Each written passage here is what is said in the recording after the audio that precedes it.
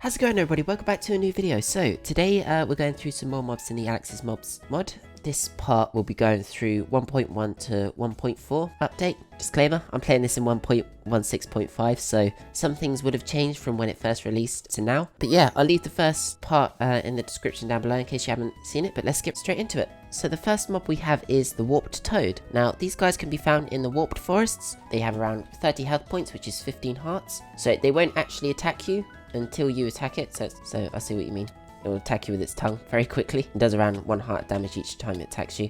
So you can actually tame these guys. If you give them multiple Crimson Mosquito Larva, okay, maybe you only need one, but I know you do need a couple. That was just really lucky. So yeah, and then what he'll do, he'll follow you around, he'll attack for you. You can actually command him to sit, follow, or wander, which is really cool. That's quite adorable. So let's have him just wander around for a little bit. If you actually do kill the Warp Toad, he will drop some Nether Wart. Very rarely, he'll also drop some Shroomlight. So if this guy does get hurt quite a little bit, what you can do, you can give it maggots, and it will heal it. So it does heal around 3 hearts, which is 6 health points, which is actually quite a lot. And they can also be bred with Crimson Mosquito Larva. So if I get another Warp Toad and I tame it, there it is. Oh my god, it's got such a massive head.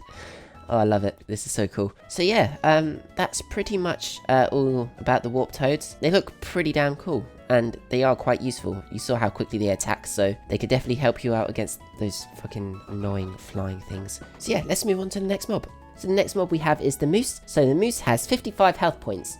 This guy is passive until you attack him. He's very passive, won't attack you until you do this, and then he'll get pissed. There you go, and he does quite a lot of damage quite quickly. So these guys can be found in the Snowy Tundras and the Snowy Tigers, or Tigers, I don't know how to say that word. So when you do kill him, he will drop some Moose Antlers, and he will also drop some Moose Ribs, which you can eat. So if I get the Moose Antler, you can see that it can create the Antler Headdress. So the Antler Headdress gives you extra knockback when you attack. So let me quickly show you. So if I put the headdress on, that's what I look like. I look pretty damn cool, not gonna lie. And then I use it and I get a zombie. Gives me a lot of knockback. A normal zombie wouldn't be knockback so far. It doesn't do extra damage, but it does give you more knockback. So yeah, it's pretty cool. So what it will do, if it has one of its young with it, which I'll quickly show you what it looks like, it will protect it. It doesn't actually have any horns at the moment. So yeah, occasionally the moose's horns will drop off, and it can be either because of 2 mooses fighting each other by just bashing horns together, which is another way which the antlers can be dropped. But yeah, if I attack the moose young, the moose will start to attack me. These guys can't be tamed. They look really cool, actually. I really like the look of them. So let's just move on to the next mob. Okay, so the next mob we have is the Mimicube. Now, these guys can be found in the end cities. They have around 30 health points, just like the Warp Toad, where it's got about 15 hearts. These guys aren't passive, so if you do get attacked by it, it will try its best to attack you. There we go. And then it'll keep attacking you. These guys aren't tameable. So if you manage to kill these guys, they will drop a Mimic Cream. So with this Mimic Cream, you can craft a Hemolymph Blaster, which is this, which we'll get into another video. Or you can create any weapon, except from it will have 0 durability. But it will be a duplicate of that weapon. So let me just quickly show you what I mean. What you could basically do, put your weapon or whatever you want in the middle of the crafting table, surrounded by Mimic Cream, and you get yourself a duplicate of that weapon. However, once you use it, it breaks. So you sort of have to repair it yourself, like I'll show here. There we go. Now, as you saw there, if you could see, it gained my weapon. Now, with the Mimicube, it can duplicate any weapon you have that you attack it with, and it can also have your armor, your shield, a food, and anything else really, which is why I got the red tulip. So if I hit it with the red tulip, we'll gain the red tulip. Obviously, because I have my helmet, it will have my helmet on, which will mean it will have more defense. Also have a shield. It should heal itself if I hit it with a pork chop. Yes, there we go, there you go. These guys are quite dangerous, you can probably tell.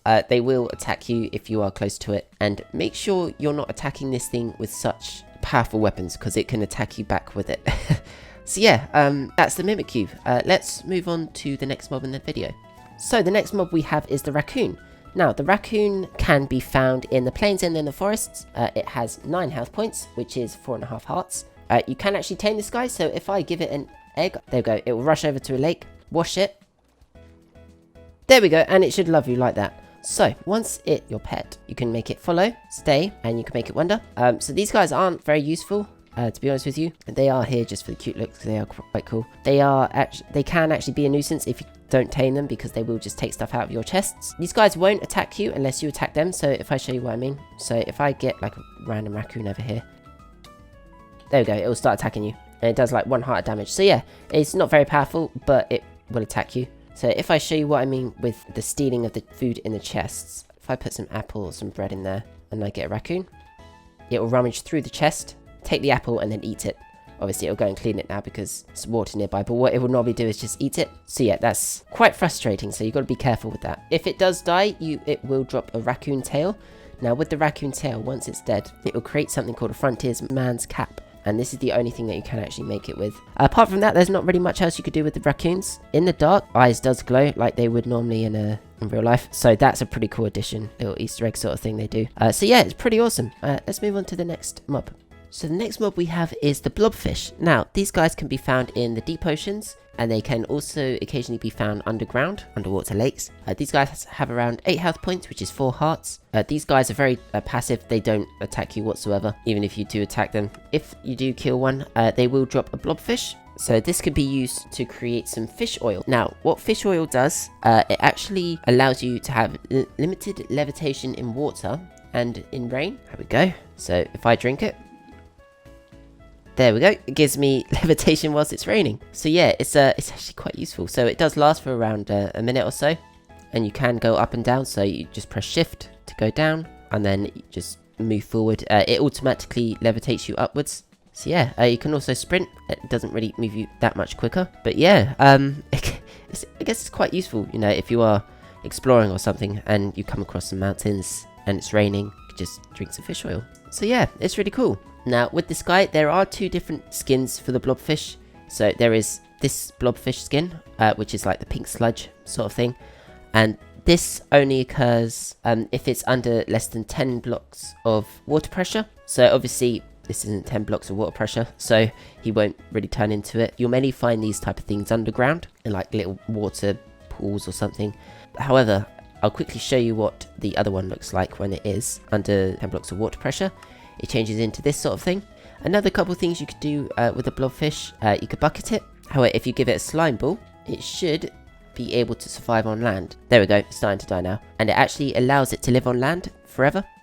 Now, these guys can't really be used for much else. Even in the book, it says it's just really mainly used for decoration or appearance, you could say, because they do look quite strange. But yeah, apart from that, there's not really much else to it. So let's move on to the next mob.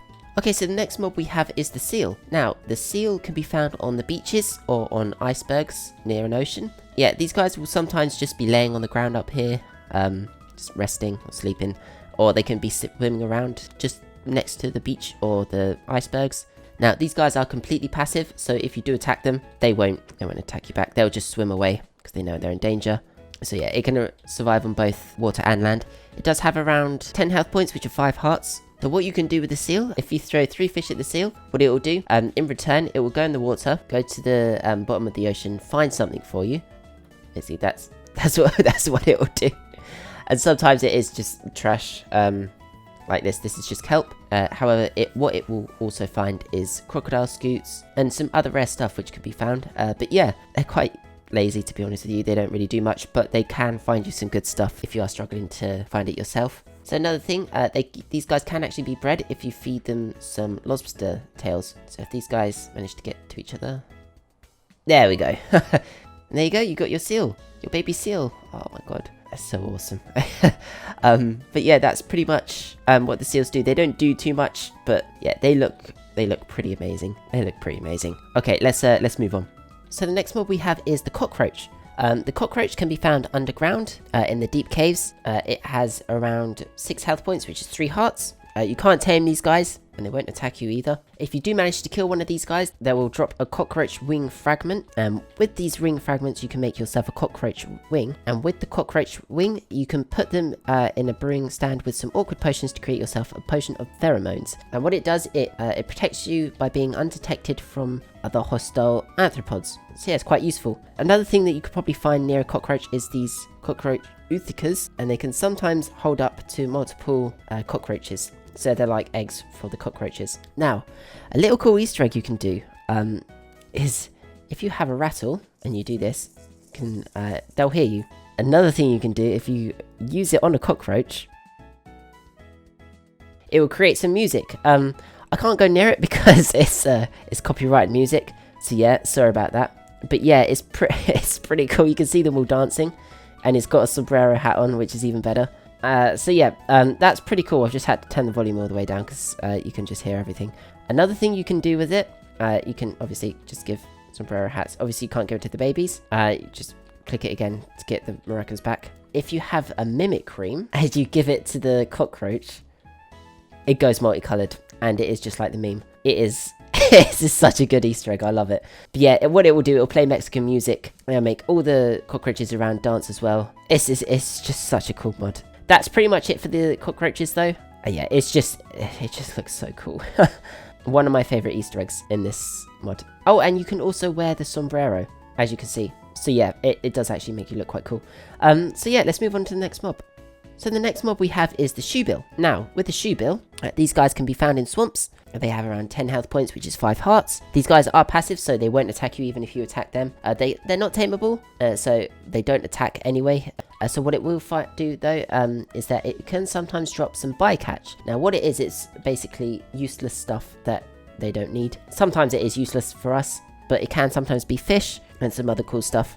Some other cool things you can also do is if you give it a crocodile's egg, it will actually increase the lure effect on its catches, so it will catch stuff quicker.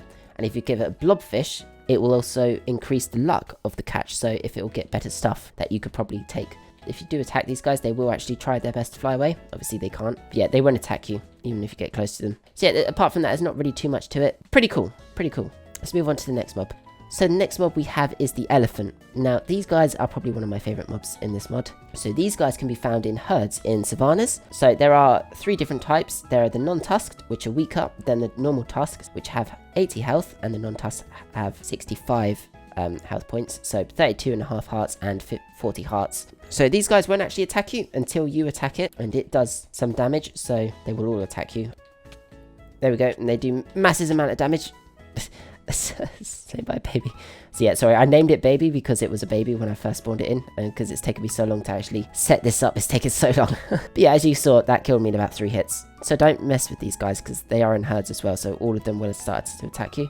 So you can actually tame these guys. You can't tame adult tusked elephants, but you can tame baby tusked elephants as long as they are babies, and you can also tame non-tusked elephants. And to tame them, you need acacia blossom, which can be, there you go, they really love it, which can be occasionally dropped by acacia trees. They can actually breed with acacia pollen. Because this one is a non-tusk, this is now my friend. But what you can do is you can ride this elephant. There we go. These guys can't jump, but there we go. Shift right click to put some chests on it, and it gives it a much bigger inventory. So basically to access it, you just need to shift right click on the chests on the side of it. There we go, and holy shit. So yeah, that's how much. And you can also put on some carpet to basically use it as a saddle. You can use some shears actually to get rid of these. So if I do get some shears, you can actually take off the chest and you can take off the carpet. You can also put any type of color on, so magenta, like I said, lime. So yeah, it's pretty cool. If you do get a tamed tusked elephant when it grows up, what you can do with it is if you're mounted on it and you feed it some wheat, it will actually do a charged attack. Obviously, because this is a non-tusked elephant, you can't do it, but if you're pretty much sitting like this, it will do a charged attack, and obviously it needs to recover from it, so you can't do it constantly. But yeah, it will do a lot of damage.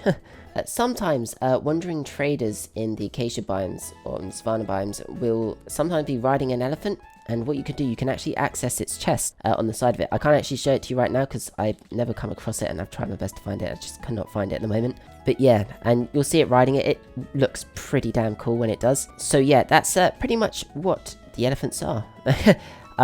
They are amazing. Okay, so last but not least, the final mob in this video is the Soul Vulture. So these guys can be found in the Soul Sand Valleys, and they have around 12 health points, which is 6 hearts. Now, these guys aren't passive. They will attack you by being near it, like so, and it will just fly away. So it's not too dangerous. I mean, as you can see, I'm full hunger. It just attacked me once with no armor, and it just flies away. What it will probably normally do is if you do attack it, and it does have a bit of low health, what it will do, it will attack you, and it will actually steal some of your hearts. It should steal some of your hearts. Why is this bastard not working?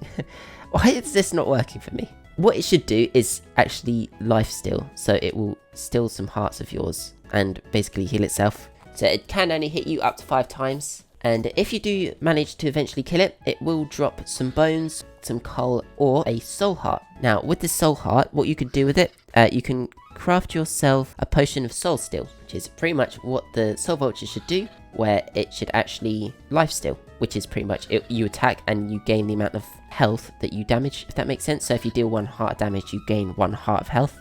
So if I drink it, I'll show you what I mean.